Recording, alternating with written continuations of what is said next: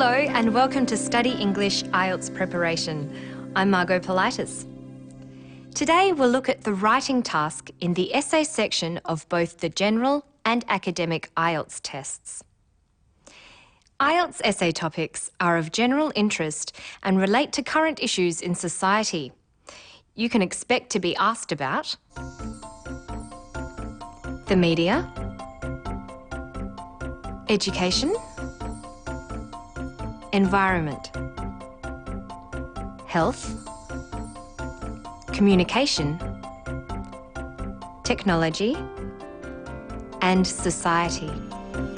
Being familiar with issues in these general areas is important. Listening to English language media will help you develop a bank of ideas on topics like this. An issue in health could be about children eating too much and not exercising enough. You could be asked to discuss a statement such as, children's eating habits and lifestyles today are more likely to be harmful than beneficial. You should know the essay instructions. These tell you how much time you have and how much you need to write. You are instructed to spend about 40 minutes writing the essay, which has to be at least 250 words. With practice, you'll know without counting what your 250 words look like. You will also be asked to give reasons for your answer and include any relevant examples from your knowledge or experience. This is one of the instructions, so you need to follow it. Reasons are saying why you think something is true or not. You could write, an increasing number of children are becoming obese because they are eating too much junk food. Reasons are supported by examples, like this. For example, aggressive marketing of such foods towards children is one of the contributing factors. Relevant examples are examples like this that are clearly connected to the question. Now let's look at an essay question and how to analyse it before you write your answer. How well you do this will help with your task response, which is one of the criteria used to assess the essay. Let's look at a question topic. Here's a typical statement. The ageing populations of more developed countries are going to cause social and economic problems for society in the future, especially for the younger generation. With this is something called the question task. To what extent do you agree or disagree with this statement? The essay question is always presented in this way as a statement followed by the question task. First, let's look at the statement. Read it carefully. The ageing populations of more developed countries are going to cause social and economic problems for society in the future, especially for the younger generation. You should ask yourself, who or what must I write about? Here, you have to say something about ageing populations, developed countries, society in the future, and the younger generation. Highlight these and any other key phrases, such as cause social and economic problems. Think about what these phrases mean. Thinking of synonyms or words that mean something similar can help you do this. And you will need these synonyms later in your essay. Synonyms for ageing populations are the elderly, retired people, the aged, and pensioners. They're the people living longer or ageing. Developed countries refers to modern industrial societies that have to financially support retired people. Synonyms are Western countries, First World countries, and advanced economies. Social and economic problems are two kinds of problems. Social problems are problems that affect people, perhaps in areas such as health and education.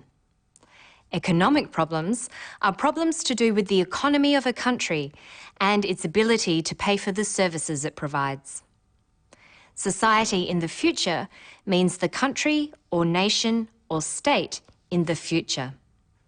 And the younger generation are younger people or people who work. They're the people who are not yet part of the ageing population. So you can rephrase or paraphrase the question like this. The younger generation will experience social and economic difficulties because people are living longer. The next thing to look at is the question task. To what extent do you agree or disagree with this statement? To what extent means by how much. Here you're being asked to give your opinion about the statement. You might agree with it, or you might think it is wrong. It's a good idea to reword this type of question into a yes-no question, like this. Do you agree that the younger generation will experience social and economic difficulties because people are living longer? Yes or no? You could think, yes, I agree completely, or perhaps, yes, I agree with some of this, but disagree with other parts of it. But keep in mind that asking how much you agree or disagree tests your ability to look at two sides of an issue and present a balanced argument. Even if you say yes and agree completely, you still have to look at the other side of the argument and think about why someone would disagree. You would need to write 2 body paragraphs in an essay of this type, one saying what you agree with and one saying what you disagree with. In the conclusion of your essay, you would state your position on the topic. Let's look at another question. Internet access should be under government control to avoid any potential harm to children. Who or what must you write about? The internet, government, and children. Now highlight other key phrases.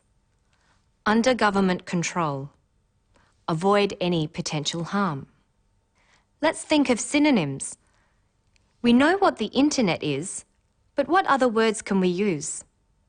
The net, the web, online, cyberspace. Under government control means controlled by the government.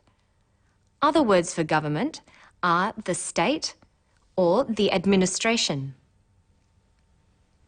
Potential harm means bad things that might happen.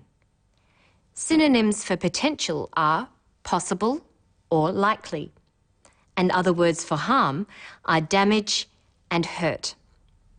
So we could paraphrase this statement as, the state should control access to the web to avoid possible damage to children. The same question task we looked at earlier can be used. To what extent do you agree or disagree with this statement? You are being asked for your opinion.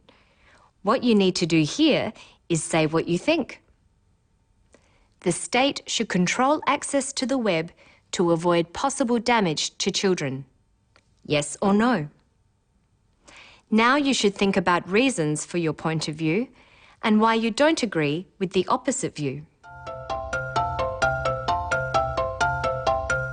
So, to recap, the way you respond to the question and the instructions is part of what you are being marked on.